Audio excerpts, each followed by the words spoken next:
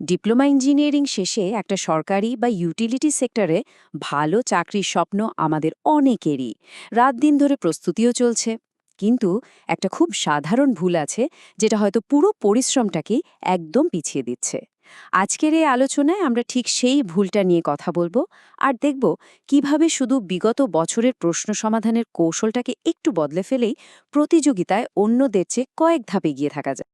আচ্ছা, চাকরির প্রস্তুতির কথা ভাবলেই প্রথমে মাথায় কি আসে? একটা জব সলিউশন বা প্রশ্ন ব্যাংক কিনে ফেলা, তাই না?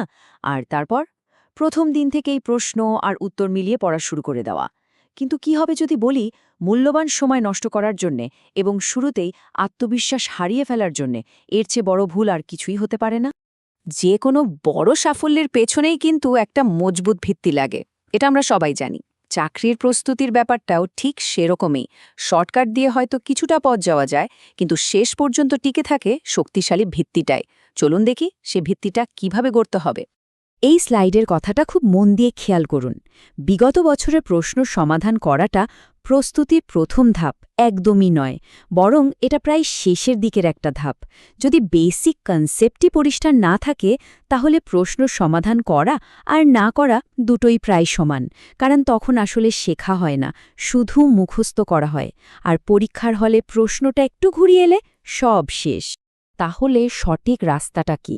একদম সহজ তিনটা ধাপ। প্রথমত টার্গেট ঠিক করতে হবে, কোন ধরনের প্রতিষ্ঠানে চাকরি করতে চান। দ্বিতীয়ত নিজের ডিপার্টমেন্টের কোর সাবজেক্টের বইগুলোতে ফিরে যেতে হবে, ভালো করে রিভাইজ করতে হবে। আর তৃতীয় ধাপে সেই বইগুলো থেকেই বেসিক কনসেপ্টগুলোকে একদম ঝালাই করে নিতে হবে। এই ভিতটা একবার দাঁড়িয়ে গেলে আসল লড়াইয়ের জন্য প্রস্তুতি অনেকটাই এগিয়ে যাবে। বেশ, ভিত্তি তো মজবুত হলো। এবার আসবে প্রশ্ন সমাধানের পালা। আর এখানেই কিন্তু লুকিয়ে আছে সাফল্যের মূল চাবিকাঠিটা। কারণ দেখুন, প্রশ্ন তো সবাই সমাধান করে, কিন্তু স্মার্টভাবে খুব কমজনই করে। চলুন সেই স্মার্ট কৌশলটাই বা জেনে নেওয়া যাক, যা হাজারো পরীক্ষার্থীর থেকে এগিয়ে রাখতে পারে। এখানে বেশিরভাগ প্রার্থী সবচেয়ে বড় ভুলটা করে। ভাবুন তো, কেউ যদি শুধু উপসহকারী প্রকৌশলী পদের জন্য প্রস্তুতি নেয় আর শুধু সেই পদে প্রশ্নই সমাধান করে, তাহলে তার প্রস্তুতি কিন্তু একটা গণ্ডির মধ্যেই আটকে থাকছে। কিন্তু আসল স্মার্ট কৌশল হল নিজের পদের সাথে সম্পর্কিত সব লেভেলের প্রশ্ন সমাধান করা। এতে জ্ঞানের পরিধিটা এমনভাবে বাড়বে যা যে কোনো ধরনের প্রশ্নের জন্য প্রস্তুত করে তুলবে। সম্পর্কিত সব লেভেল মানে ঠিক কি?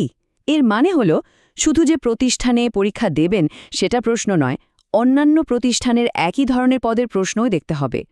নিজের পদের চেয়ে এক ধাপ উপরের, মানে সহকারী প্রকৌশলী পদের প্রশ্ন যেমন দেখতে হবে, তেমনি নিজের লেভেলের অন্যান্য প্রতিষ্ঠানের প্রশ্নও সমাধান করতে হবে। বিশ্বাস করুন, প্রশ্নের প্যাটার্ন আর কনসেপ্ট বোঝার জন্য এর চেয়ে ভালো উপায় আর হয় না। আর একটা জরুরি বিষয়, সমাধান করা মানে কিন্তু গাইড বই থেকে উত্তর দেখে দাগিয়ে ফেলা নয়। ট্রু সলিউশন বা আসল সমাধান হল প্রতিটা প্রশ্নের পেছনের মূল কনসেপ্টটা বোঝা, এমনভাবে বোঝা যেন নিজেই অন্য কাউকে প্রশ্নটা ব্যাখ্যা করে বুঝিয়ে দেয়া যায়। তবেই না পরীক্ষার হলে প্রশ্নটা একটু অন্যভাবে এলেও আর আটকানোর ভয় থাকবে না। এখন মনে প্রশ্ন আসতেই পারে যে এত কিছু করার দরকারটা কি?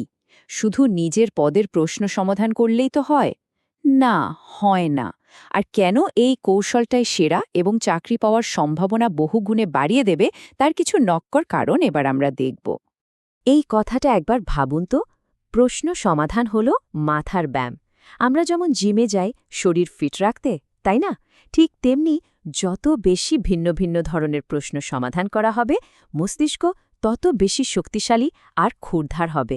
কঠিন প্রশ্ন দেখে ঘাবড়ে যাওয়ার বদলে সেটাকে একটা চ্যালেঞ্জ হিসেবে নেওয়ার মানসিকতাও তৈরি হয়ে যাবে। যখন সহজ, কঠিন আর জটিল সব ধরনের প্রশ্নের মধ্য দিয়ে যাওয়া হবে, তখনই কিন্তু নিজের প্রস্তুতির আসল ছবিটা দেখা যাবে। কোথায় শক্তি আর কোথায় দুর্বলতা, সেটা আয়নার মতো পরিষ্কার হয়ে যাবে। এটা হলো নিজের প্রস্তুতির সেরা একটা সেলফ টেস্ট। এরপরে টার্গেট করে সেই দুর্বল জায়গাগুলোতে কাজ করা অনেক সহজ হয়ে যায়। আর এখন আসছে সবচেয়ে বড় চমকটা, যা পুরো প্রস্তুতির গেমটাই চেঞ্জ করে দিতে পারে।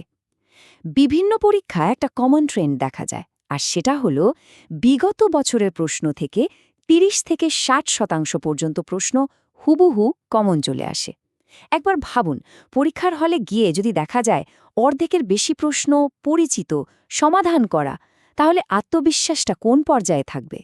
তো পুরো আলোচনা তো হলো, এবার সাফল্যের পথে এগিয়ে যাওয়ার জন্য শেষ কিছু কথা মনে রাখতে হবে। সাফল্য একদিনে আসে না, এটা একটা ধারাবাহিক এবং কৌশলগত প্রক্রিয়ার ফল। তাই হতাশ না হয়ে সঠিক কৌশল মেনে প্রস্তুতি চালিয়ে যেতে হবে, নিয়মিত অনুশীলন করতে হবে আর ভয় না পেয়ে পরীক্ষায় বসতে হবে। প্রতিটি পরীক্ষা আরও অভিজ্ঞ করে তুলবে। মনে রাখতে হবে, পরিশ্রম আর এই স্মার্ট কৌশল এই দুটো মিলে গেলেই সাফল্য আসতে বাধ্য। প্রস্তুতির এই যাত্রায় এই কৌশলটিই হয়ে উঠুক সবচেয়ে বড় শক্তি।